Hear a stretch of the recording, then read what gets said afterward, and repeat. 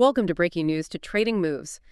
Today we are looking at some recent retail earnings reports and consumer sentiment data to answer a really specific question. Yeah, and it's a question that trips up a lot of people looking at the market. Exactly. Why does Wall Street sometimes penalize a company for having, well, what looks like a great quarter? Take Levi Strauss, for example. Right. Usually when we talk about a company reporting its quarterly financials, you expect a basic cause and effect.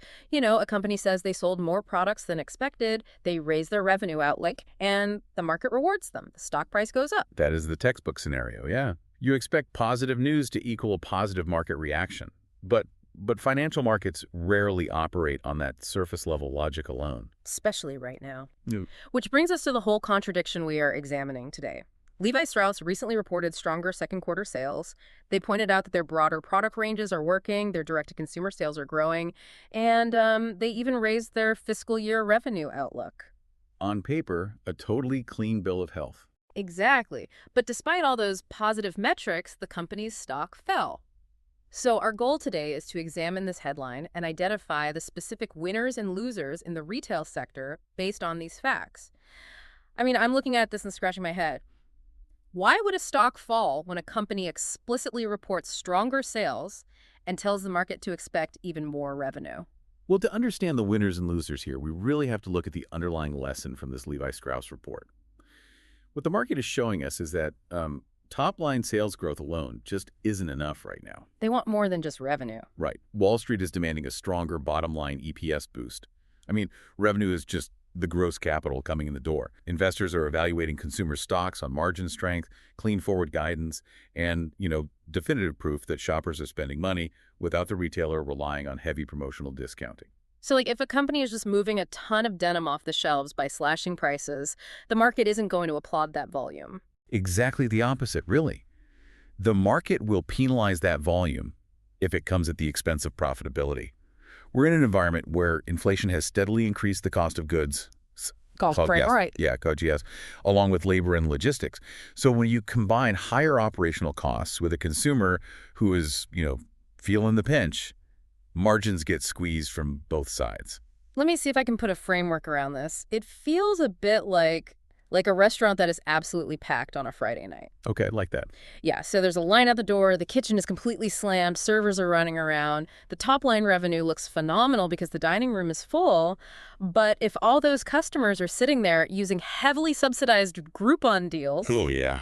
the owner is actually losing money on every single plate. They're hoping the customers buy high-margin drinks, but everyone is just ordering tap water.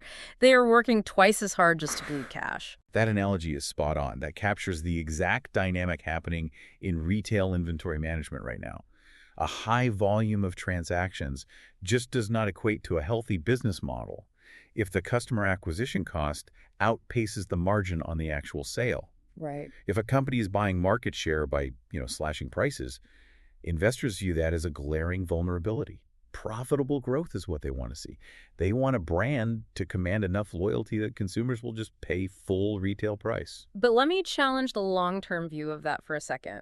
Because if I'm running a business, shouldn't selling a higher volume of goods still be viewed as a net positive for my market share? How do you mean? Well, even if my gross margin is momentarily contracted because of some, strategic promotions, I'm still acquiring customers. I am putting my jeans in their closets instead of a competitor's jeans. So shouldn't the market reward that long-term customer acquisition play? In a low interest rate environment where capital is cheap, yeah, the market might reward that growth at all costs strategy. But the cost of capital dictates market patience.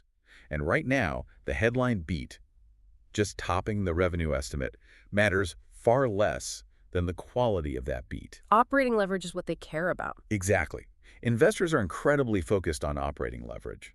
If a company requires constant promotional cycles to maintain its market share, it trains the consumer to never pay full price. Oh, I see. Yeah, and that permanently damages the lifetime value, or LTV, of that customer. So the quality of the beat dictates the market reaction and ultimately the winners and losers in this space. Let's take a look at the company's position to win based on these earnings reports, starting with the brands commanding premium pricing. The data strongly suggests that premium and brand-led apparel companies are holding the high ground right now. The Levi Strauss update, it really tells us something vital about consumer psychology. that shoppers are still willing to open their wallets for recognized brands, you know, provided the product feels trusted, durable, and culturally relevant. Right, because when economic pressures mount, people get way more selective. They aren't going to take a chance on some disposable fast fashion item that basically falls apart after 3 washes. No, they view the purchase of a legacy brand as an investment. That flight to quality is a pretty well-documented economic phenomenon. Premium denim holds up. Yeah, premium denim and lifestyle apparel maintain their demand curves much better than basic fashion when budgets tighten. And a prominent company validating this thesis is Ralph Lauren, ticker RL. Ralph Lauren definitely has that premium brand cachet. They do, and they possess strong pricing power, which is really the ultimate defense mechanism against margin compression. So if you're an investor looking for companies that don't resort to clearance sales, So ticker RL fits the bill perfectly. They've fiercely protected their brand prestige. And then, of course, you have Levi Strauss themselves, ticker LEVI. even with the stock hit. Yeah, even though their stock took a hit on the earnings expectation miss, the underlying strength of their brand relevance puts them in a really strong position to navigate this environment. Oh. Assuming they can optimize their cost structure, of course. But possessing that brand cachet only gets you so far if you don't control the environment where the customer actually buys the product. Like if Ralph Lauren puts a premium, high-margin sweater in a messy, heavily discounted department store, that premium illusion kind of shatters. Totally. Which leads us directly to the operational side of these businesses, specifically the push toward direct-to-consumer or DTC retail. This operational strategy is really what separates the resilient companies from the vulnerable ones. Selling directly gives retailers complete authority over their own destiny. Because they control the whole experience. Right. When a brand sells directly to the shopper through their own channels, they control the visual merchandising, they control the pricing architecture, and most importantly, they retain the full gross margin. Because there's no wholesale partner taking a 30% cut. Exactly. Companies with strong physical storefronts, seamlessly designed apps, optimized supply chains, they can pivot much faster than brands waiting on wholesale orders from third-party vendors. And a clear winner in the DTC model is Lululemon, right? Ticker LULU. They've built this ecosystem where the customer almost exclusively interacts directly with the brand. Yeah, and keeping the customer within your own ecosystem, it provides an immediate financial benefit regarding margin retention. But the long-term strategic advantage is actually the retention of first-party consumer data. That data collection aspect is critical to explore, because if we compare the traditional wholesale model to the DTC model, selling wholesale to a department store is sort of like throwing darts in the dark. That's a great way to put it. You know, you hit the board because the inventory left your warehouse, but you don't know exactly who bought it, what else they looked at, or when they might buy again. Selling direct to consumers like navigating with radar. Nike, ticker NKE, is a prime example of this transition. How so? Well, if you buy running shoes at a major sports retailer, Nike doesn't know your name. But if you use the Nike app, they know your shoe size, your preferred colorways, how many miles you run a week, and exactly when you're due for a replacement pair. Oh, wow. That's a huge data advantage. It is, and that data allows for predictive inventory management, which is honestly the holy grail of retail. When ticker LULU, or ticker NKE, knows the exact purchasing habits of their user base, their manufacturing and supply chain become incredibly efficient. Meaning they know precisely how many units of a specific item to produce. Exactly, and exactly which distribution centers to ship them to. This precision prevents the dreaded inventory glut. So they don't end up with warehouses full of unsold goods that have to be liquidated at a loss. Right, which circles right back to the core lesson. Avoiding discounts protects the margins. Nike, ticker NKE, offers a pretty compelling case study here. They're currently working through some execution hurdles, but their overarching long-term model relies heavily on direct, digital, and store sales. They actually pulled their products out of various wholesale retailers over the past few years, right? Yeah, enduring short-term revenue pain just to force loyal consumers into their own direct, higher-margin channels. Okay, so we have premium brands commanding high prices, and we have DTC operators retaining their margins through data. The next group succeeding in this environment are the companies mastering youth-focused fashion retail. Yeah, Levi's broader product momentum really supports the data we're seeing around youth-focused apparel. The market is showing a willingness to reward clear product relevance and successful brand resets, provided the inventory management matches the cultural hype. And when we talk about a brand reset, The ultimate case study over the past few years is Abercrombie& and Fitch, ticker ANF. Oh, absolutely. Ticker ANF completely overhauled their operational model alongside their aesthetic. They moved away from the heavy logos and those dark, perfume-filled stores of the past. To align with what younger consumers actually want now. Right. But the visual change is really only half the story. Yeah, they didn't just change the shirts they sell, they completely altered their supply chain to support a scarcity model. Their inventory turn ratios are phenomenal right now. By keeping inventory incredibly tight and utilizing platforms like TikTok to forecast micro-trends in real time, they create genuine scarcity. So when a specific pair of trousers goes viral, they just sell out at full price. Exactly. Scarcity means no discount racks, which results in massive margin expansion. Another company benefiting from these healthy fashion cycles is Urban Outfitters, ticker URBN. Because young consumers are actively updating their wardrobes for these rapid trend cycles. Right. And when the retailer manages that inventory efficiently, the bottom line totally reflects that success. So we have a clear picture of the winners. Brands with pricing power, tight control over their sales channels through DTC data, and agile inventory models. But naturally, if brands are finding success by going direct and avoiding the discount racks, the businesses relying on those exact mechanisms are going to be our losers. Yeah, the capital expenditures for major apparel brands over the last 5 years really tell the story. They are pouring cash into their own apps, their own logistics networks, and their own flagship stores. They aren't investing in department store displays anymore. No, which leaves the wholesale-heavy retailers and department stores highly vulnerable. The traditional middlemen of the retail world. This group is feeling immense pressure. If strong apparel brands keep investing capital into their direct relationships with the consumer, department stores inevitably lose their cultural and financial influence. The value proposition for the consumer just breaks down. I mean, why would a shopper go to a department store to buy a pair of jeans if the brand's own website offers a better user experience, exclusive styles, faster shipping, and a rewards program? That is the exact structural problem facing companies like Macy's, ticker M, and Kohl's, ticker KSS. Yeah. These department stores operate massive physical footprints with really high real estate overhead. And they depend heavily on foot traffic. Right. They require the draw of premium brand partnerships just to get people through the doors. If the premium brands pull their most desirable inventory to sell exclusively on their own apps, the department stores are left merchandising the leftovers. Which means the department stores suffer a drop in foot traffic, inventory piles up on their floors, and then they have to run aggressive, site-wide promotional sales just to generate the cash flow needed to keep the lights on. And as we established when looking at the Levi Strauss reaction, relying on promotions to clear inventory is the exact metric investors are penalizing right now. Margin erosion is a huge red flag for Wall Street. It is, and that dynamic leads directly into the next category facing headwinds: promotion-driven apparel and value retail. Right. Because investors demand profitable, full-price growth, companies that require constant promotions to drive consumer demand face intense scrutiny. A prime example to monitor is Gap, ticker GPS. Because if apparel demand softens across the board, they have to resort to constant sales events to clear their seasonal inventory.